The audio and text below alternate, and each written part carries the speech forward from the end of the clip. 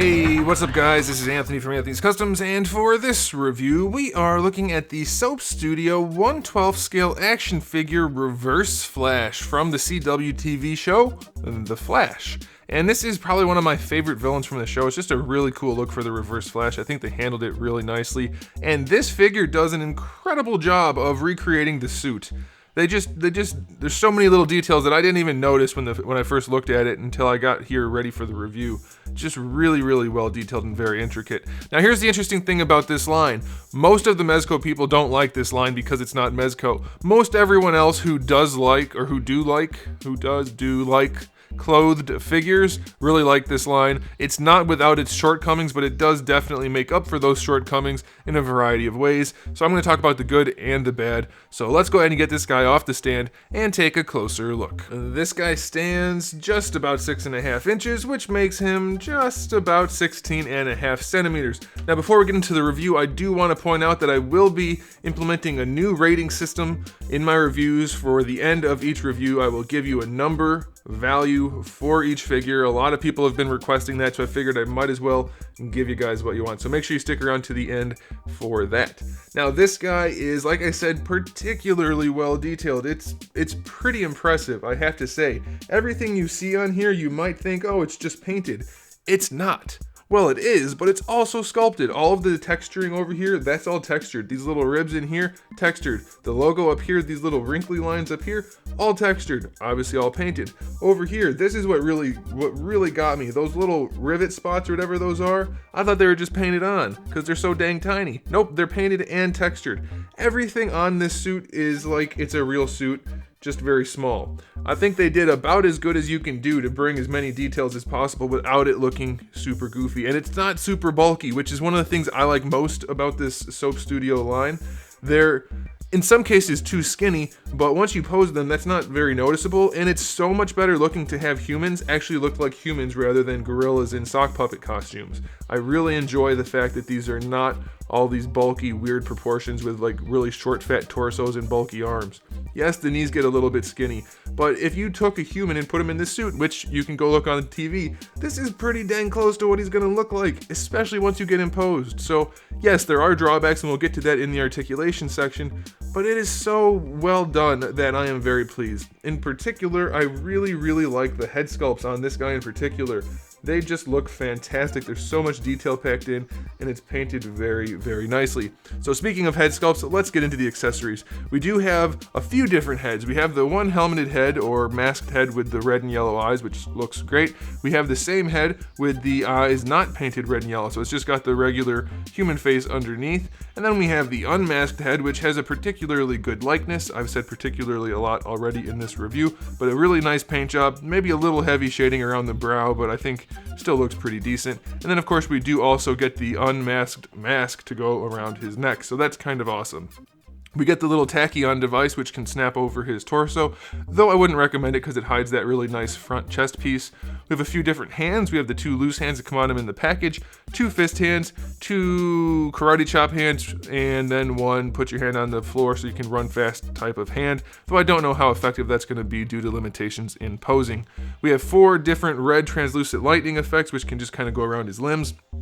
And then lastly, we have his little display stand, which isn't the most effective thing. It's really just for stability. It's not for like a mid-air pose or anything like that, but it definitely looks good enough to get the job done.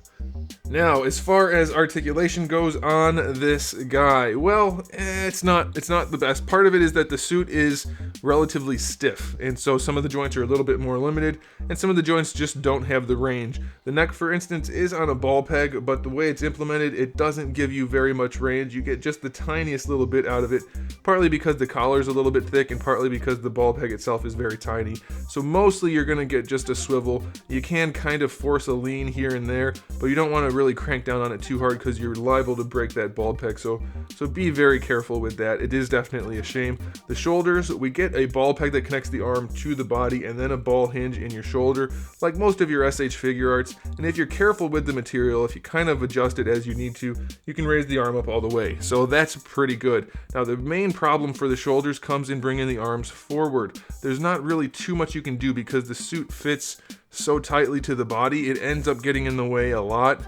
Granted, you can raise the arm up pretty well, but it bunches and it does limit it to a significant degree. So again, be very careful with that. You do get a bicep swivel in the arm, though because the suit's tight, you have to be very careful manipulating that cloth around the figure in order to use that joint. It will work, but you have to be careful. Double jointed elbow really works without a problem. It does pull the sleeve back just a little bit, but it's not too bad. I think that's okay. It works pretty nicely.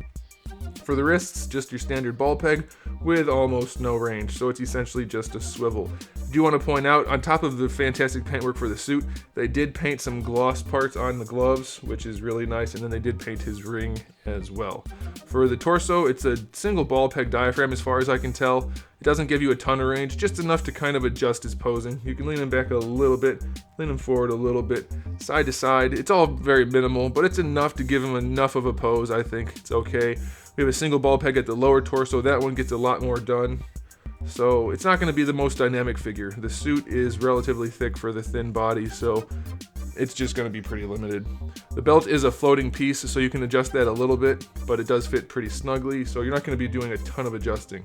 For the hips, it's kind of more of the same story. They do work. It's your standard ball hinge hips. Going out to the sides, not super far, but it's probably far enough. If you do them both at the same time, though, you really start to stretch his crotch out. That's what she said. You don't really want to do that because you could end up ruining the suit. Bringing the leg forward, you get kind of more of the same problem. It's not so much the bunching as it is stretching the suit past the hard butt cheek back here. It really doesn't want you to do it, so it's going to be a little bit more difficult to pose this guy than is probably desirable.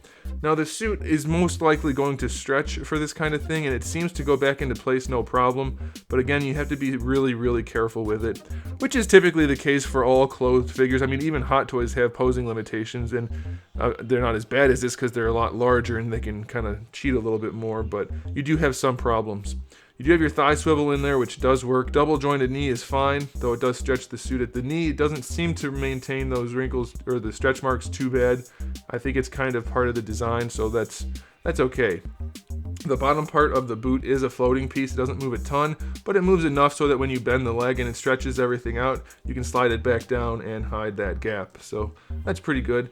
And then you have a ball peg for the ankle, which is pretty limited. You don't have a ton of range at all going forward, just a little bit going back. And then you have just the tiniest of ankle rocker type posability right there. Toe hinge is there, and it's okay. It's good enough. So ultimately, it's going to be a little difficult to pose this guy, but he's going to look super cool on the shelf, especially if you're into clothed figures. I'm personally not, but this one does tickle my fancy quite a bit just because of the amount of detail in the suit. So yeah, I think if you're into cloth stuff, you're probably going to at least enjoy this a little bit. It is a little skinny and limited in posability, no doubt. Accessories are nice. I'm going to give this guy, let's say 7 fancy miniature suits out of 10. I think this guy is a pretty solid release. I think most of you are going to like him.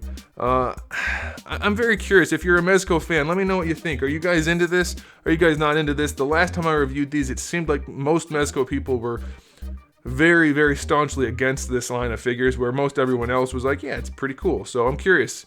Let me know what you guys think. If you're a Mezco fan, and if you're not a Mezco fan, let me know what your thoughts are on this figure. I think it's pretty cool. And I think we'll leave it there. So thanks for watching, guys. If you haven't subscribed, make sure you do so. I do have a lot of videos coming out. I try to get them out as often as every single day, but of course I can't quite do that all the time. But we do have live streaming 3 times a week where I'm developing a line of action figures, or we're playing video games, or just doing lots of fun stuff. So make sure you come back for that. And in the meantime, keep collecting.